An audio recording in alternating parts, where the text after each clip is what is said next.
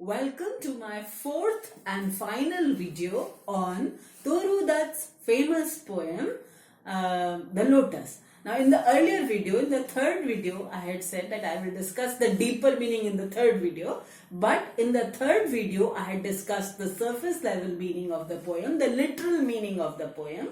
And now in the final video, the fourth video, this is the fourth video. The earlier one was the third video in which I had discussed the surface level of the poem. Now in the fourth and the final video, I am discussing the deeper meaning of the poem and the questions related to this. Alright. So now let me, I have told you that we were discussing Toru Dutt's famous poem, The Lotus. Right. In this poem, Toru Dutt talks about the beauty of the lotus. This poem is dedicated to the beauty of the lotus, right? Lotus flower. How does the poet express her feelings? The poet says, the one day the god of love came to the goddess of flowers and asked her to give him the most beautiful of the flowers. And the poet says that for a long time there was a competition going on between the flowers, between the two flowers of between the rose and the lily. And some poets had said that the rose is a beautiful flower. Some poets had said the lily is more beautiful. The rose can never compare with the beauty of the lily. So the god of love said, I want both the beauty of the rose as well as the dignity, the stateliness, the grace, the poise of the lily, the beauty of the rose and the grace, dignity and poise of the lily. So the goddess of flowers, Flora, asked the god of love what color he wanted, and he said, I want both the beautiful red color of the rose as well as the beautiful white color of the lily. So when the god of love asked her, gave her all these specifications, so the goddess of flowers immediately chose the lotus because it combines both the beauty of the rose and the grace and poise of the lily. It has the red color of the rose as well as the white, beautiful, pure white of the lily. It has got everything. It is the queenliest of all flowers, right?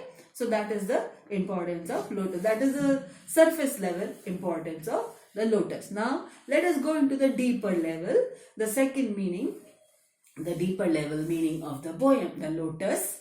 The lotus. And the lotus, as I had told you, has a lot of cultural significance. At one level, it is the cultural significance.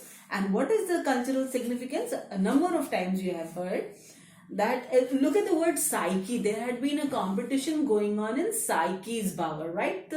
About the significance of Psyche. In classical mythology, the Psyche, the soul is personified as a girl, as a beautiful girl. In ordinary language, it would mean the human soul, right? So Psyche's bar means garden. In the garden of the human soul, there was a competition going on as to which is the most beautiful flower. And so the goddess of flowers chose the lotus. Here, now it means the human soul, the spirit of the mind. Now, as you all know, it is believed that Brahma also sprang from the rose. I am sure you must have heard a lot of stories about Brahma coming out from the rose, right? So, in classical mythology, this is believed that Brahma came out from the lotus. Now, the concept, just like what is the idea expressed? The idea expressed is just as a lotus grows in a pond of stagnant water but is not polluted but remains unpolluted, so also a great soul, enriched soul, a great soul, a jnani also, a man of wisdom, a jnani also, is not affected by either sorrow or by change. It remains stable, it remains the same, it remains equanimous, right? Equanimous, right? What is it? Or I'll delete the word equanimous, and you will not, it will be difficult for you to understand it. We'll change it.